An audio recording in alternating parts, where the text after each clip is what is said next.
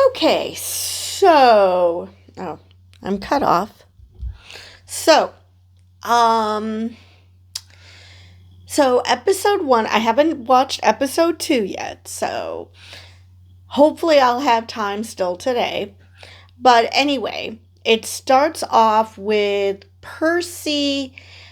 Well, it starts off with Grover, but it looks like this was just Percy's dream.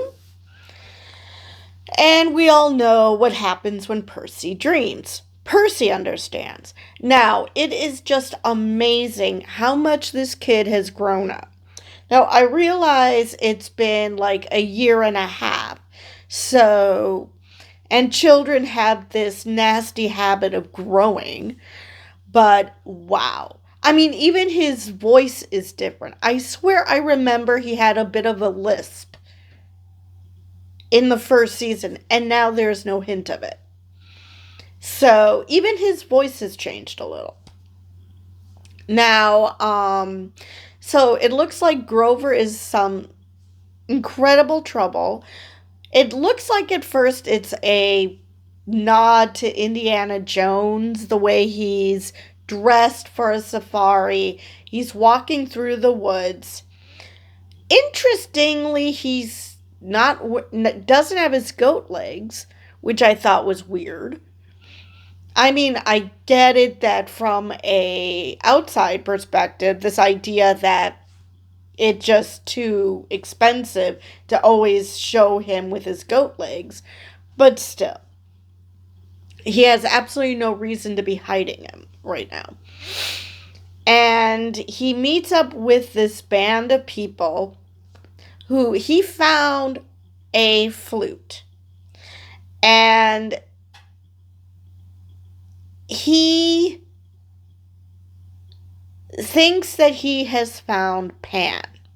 We find out later that the golden fleece emits a scent similar to Pan's. So my question is, do they find Pan? Because there's only so long he can be searching for Pan. And how is it that nobody knows where this god is? But anyway, he doesn't even know what it doesn't seem like he even knows what it is my understanding when he's talking to Allison. That he's playing dumb in that he doesn't even know what it is.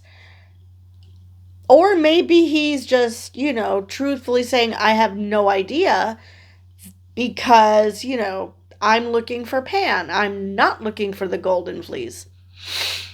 So he plays the flute so that the others get attacked so he can run away. Unfortunately, he runs right into the tentacles of a monster. And is this going to be a thing that every time Percy has a nightmare, he's going to fall out of bed? Because that gag is going to get old really fast. So he finds a compass, and it's Tyson's, which tells you that even though the way he speaks and the way he seems to be completely out of his depth right now, he isn't dumb. It just, he comes across as not that bright. But it's obvious he is. So, apparently, at some point during the year, Percy's mother, found him and welcomed him into her home, enrolled him into Percy's school, and this is their last day of school. And apparently Tyson, like I said, he comes off as not that bright because everything he seems to do ends up horribly. Oh, excuse me. Anyway, So they he's talking to Tyson out in the open about that Grover is a satyr. That's why, even though he's technically a monster, he's a nature spirit. So he can get in, and unfortunately, because Tyson is a cyclops, he cannot. And he feels bad about even calling him a monster, which fair. And they meet up with Annabeth, who's in a taxi cab. Oh yeah, I just love it how cell phones attract monsters. I found that to be absolutely hilarious. But she is freaked out about the fact that he's with a Cyclops. It doesn't help that Tyson thought that to protect Percy, he's going to pick him up and throw him over his shoulder, which is like, okay. I mean, of course, Annabeth looks like the Cyclops is attacking him because, well, so you can't blame her, but Percy's like, Tyson, put me down. Annabeth, this is fine. Um, so they all climb into the cab of the Grey Sisters. Now, Tyson knew immediately, as soon as the door opened, that they were Grey Sisters. So obviously, his one eye has incredible sight. And they get in, and the sisters, of course, are bickering because, of course. And they're needling Annabeth about Percy being her boyfriend. And she's being way too, the lady doth protesteth too much with this whole thing. It's like, I never said boyfriend. It's like, okay. And she goes, no, really, I never said boyfriend. It's like, seriously, calm down. Take a chill pill. You are just, screaming to Percy and everybody else that you want him to be your boyfriend. Now, whether Percy caught on, I do not know because, he's supposed to be 14 at this point. So it's entirely possible he didn't catch that that's a thing.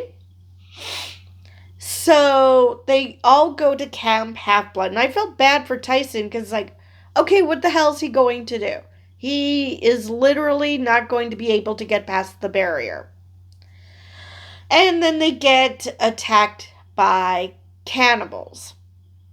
Because, of course, they did. It turns out Annabeth has had a nightmare about Camp Mystic.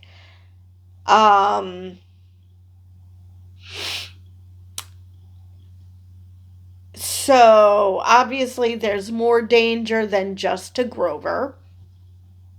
And those giants, those cannibalistic giants, can grab whatever and turn it into a fireball. And Tyson saves Percy. Because, and Annabeth is totally cool. It's like, well, duh, Cyclopses are immune to fire. Come on, let's go. It's like, how do you not know this? So, Annabeth hasn't changed. That's awesome. And, so they run into Camp Half-Blood, and Tyson is stuck on the other side, so he's alone in dealing with these giants. And yes, he's a Cyclops, but, he's still young. So, of course, he's going to, not necessarily be able to take on these giants. So Percy goes back out to help Tyson. And Annabeth decides that she's going to give Tyson permission to come in. Now, it's entirely possible Percy didn't know he could do that because, again, Percy is still fairly new, even though he's learned a lot this past year. He's still new to this whole thing, so it's possible he's not aware. And so unfortunately, in in the time it took Tyson to get his ass up and into Camp Half Blood, the giant got in, and he was super excited. And of course, the morons that are his friends tried to come in and didn't quite catch that he snuck in because he was right by Tyson and Percy. And of course, they do not manage to get in. So Clarice saves Percy from the giant and immediately has a freak out over the fact that there's a Cyclops. And Percy is trying to tell her, we invited him in. He's a friend. It's perfectly fine. And it's not until Poseidon, because Poseidon is inherently a good guy, where he claims Tyson, because, that way nobody can lay a finger on him. Even though the children of Ares still act like mean girls. They act like total bullies, total jerks about the fact that, he is half brothers with a Cyclops, as if that says something about Percy. I mean, okay, his friend is a Cyclops and it's his half brother. Okay, how is making fun of him for that saying anything about Percy? It's not. And that's how bigots usually are.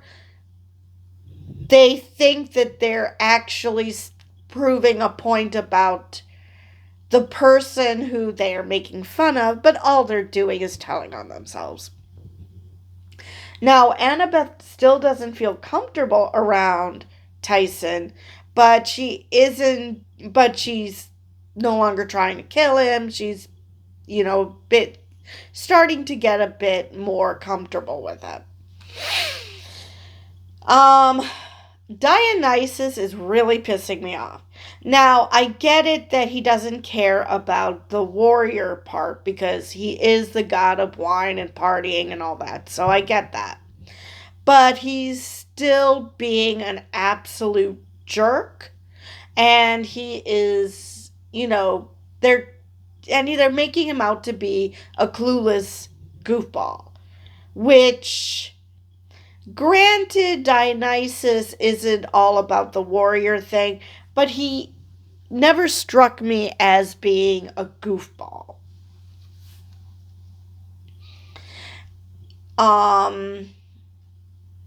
So apparently we have a new activities director, Tantalus.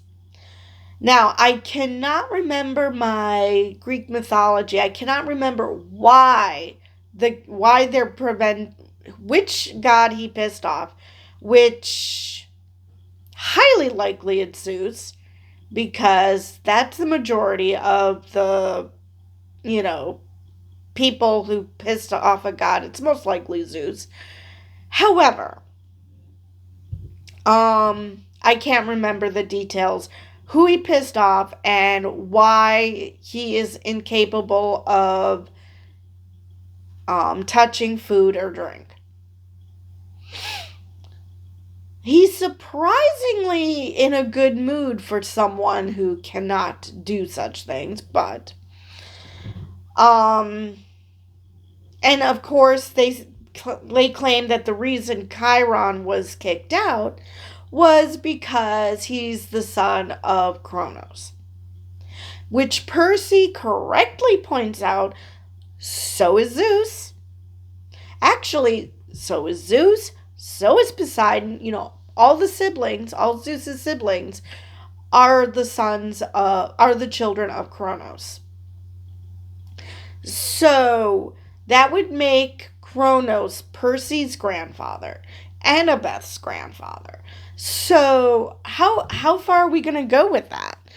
I mean, So even though Tantalus um, calls the guards and confines Percy to his cabin, just like Tyson, which, first off, if he's just the activities director and Dionysus is actually the one running the camp, why is he doing that? That's the one thing why I never understood why Dionysus was given the responsibility of running a camp. He should be the activities director, not not the head of the whole camp. That never made sense to me. But anyway, so Percy and Annabeth chat, and there's tension between the two because Annabeth doesn't feel comfortable around Tyson, but she also wants to try to figure out how to heal Talia. Now, I know they cast an actress to play Talia. So when she asked Talia, tell me how to help you, I really, really thought we would either hear her voice or see a spirit of her person to, because again, an actress was cast for her. So I figured we would see her at this point. But alas, no. When the Grey sisters told Percy the coordinates, and he's like, "What do these numbers mean?" I wanted to scream. They are coordinates. So I was thrilled that I was right about that. And why nobody could freaking say the middle of the Sea of Monsters, and these are the specific coordinates, not a clue. But he has another nightmare after Tyson told him about his shit life, which at least nobody saw him as a Cyclops, because that would really freak people out. But monsters were coming after him. Now, why were they coming after Tyson? Not a clue. I mean, I guess the monsters knew something he didn't, like that he's the son of Poseidon. And let's face it, there's a war between the Titans and the gods again. So it's entirely possible that they were going after Tyson for that reason. Of course, Tyson had no clue. So he goes to Annabeth, who's standing watch at Talia's tree, because she is the one who's keeping the magical barrier. Neither Tantalus nor Dionysus could give less of a shit about that fact. And it's like, again, I get that Dionysus is the god of wine and partying and all that. However, he is so not fit to be running a camp. That's what was nice about Chiron. Chiron actually understood shit. He actually cared about shit as opposed to just doing fun stuff. Like playing games, doing this, doing that. So the episode ends with Percy telling Annabeth he knows how to save camp. And that's to find Grover, because they need, well, first, they're friends with Grover, so duh. But also to find the Golden Fleece to heal Talia so she could bring the magical barrier back. Now the question becomes, how deeply are they going to heal her? Are they going to heal her just as a tree? Or is she going to become human? Well, a demigod, but still, a flesh and blood. Um, so, so now everybody has a reason to, everybody's on the same page. Whether this new information is going to sway Dionysus and Tantalus, not a clue. But it's, it's something that's going to happen. Either they're going to leave on their own, but I think Clarice is involved. So I can't imagine that she would go without a dictate from on high. Or maybe the gods will overrule the, Tweedledum and Tweedledummer and say, yes, this is a quest that should happen. And I'm going to move you aside for a second because I'm really, really curious.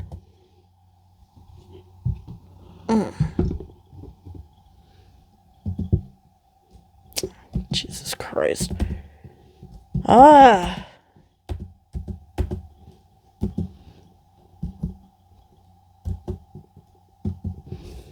All right, Tantalus. Because I really don't remember.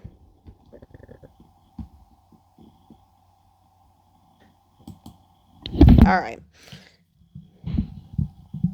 So, he was a Greek mythological figure most famous for his punishment in Tartarus, or the underworld, for either revealing many secrets of the gods, for stealing ambrosia from them, or for trying to trick them into eating his son. He was made to stand in a pool of water beneath a fruit tree with low branches, with the fruit ever eluding his grasp, and the water always receding before he could take a drink. Now, it would make most sense for trying to steal ambrosia. The other ones don't sound like it fits the punishment, but then again,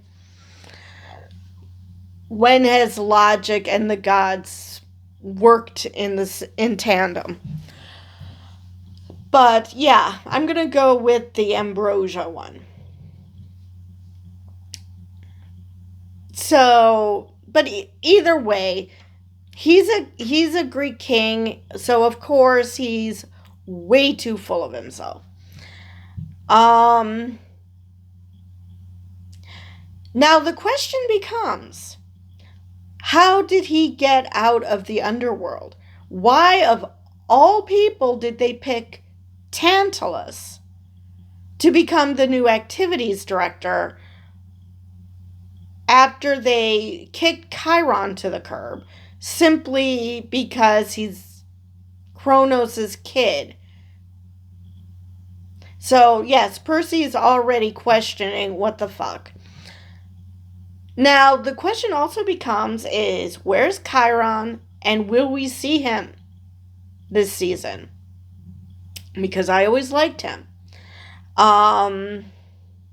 Especially since we didn't really see, like, the first season we saw what Percy was like in school and, the strange things that he saw that nobody else did and blah, blah, blah.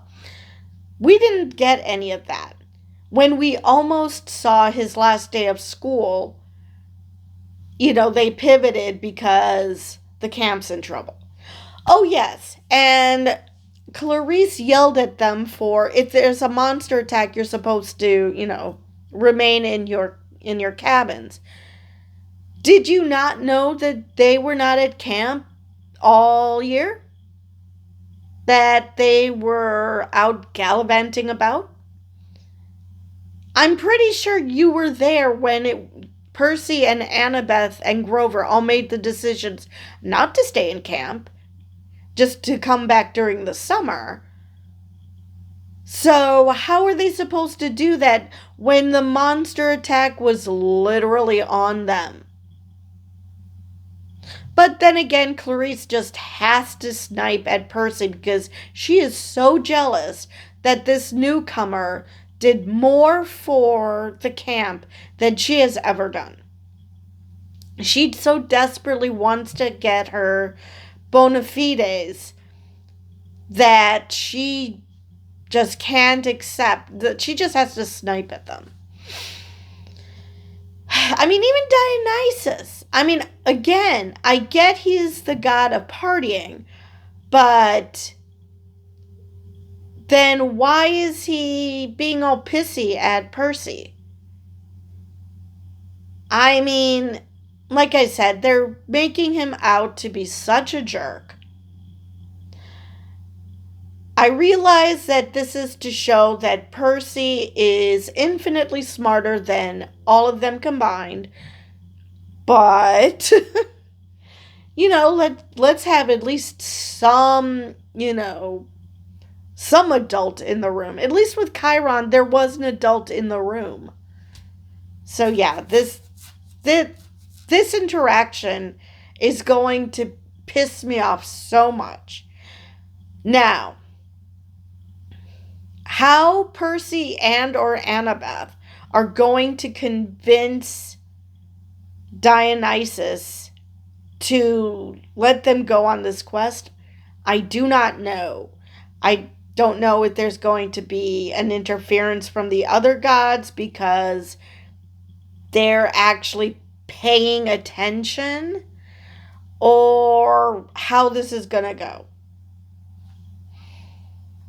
But the fact that they seem to refuse to accept that Luke was in camp and that he poisoned the tree, which is keeping the barrier up, is concerning.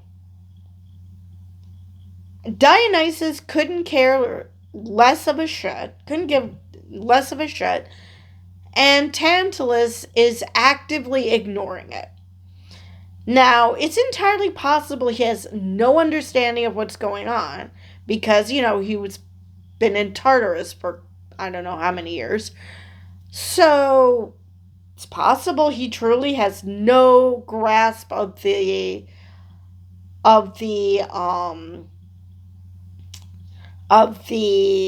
enormity of the situation, or he just wants to be a dick. Because let's face it, the mythology proves he's a dick.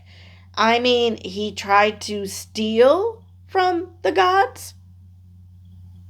2 of the stories have him stealing from gods, or attempting to steal from the gods. The 3rd one is just, well, he's beyond a dick because it's like, eat my child, please. What? Anyway. I believe that is all I have. I think I've analyzed this first episode to death. I wonder when we're going to actually get to the Sea of Monsters. I know, like I said, I know Clarice joins them. So obviously at some point they've got to relent. Because Clarice isn't going to just listen to Percy or Annabeth about what is happening. I'm pretty sure that she's, going to be just as much of a jerk as Dionysus. So that's not going to, she's not going to get convinced. So it's just a matter of whether one of the gods intervenes or if something happens to give Dionysus a freaking clue.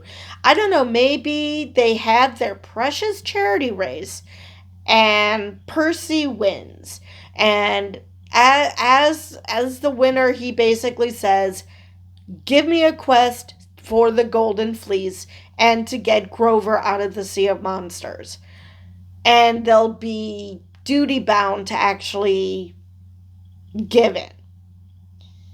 That's most likely, because that's pretty much, isn't that how it happened the first time that he was given respect because he won shit?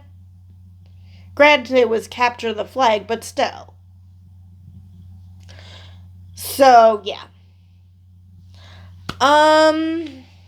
So I believe I've covered everything I wanted to, and Jesus Christ, my recap and analysis almost took as long as the show itself.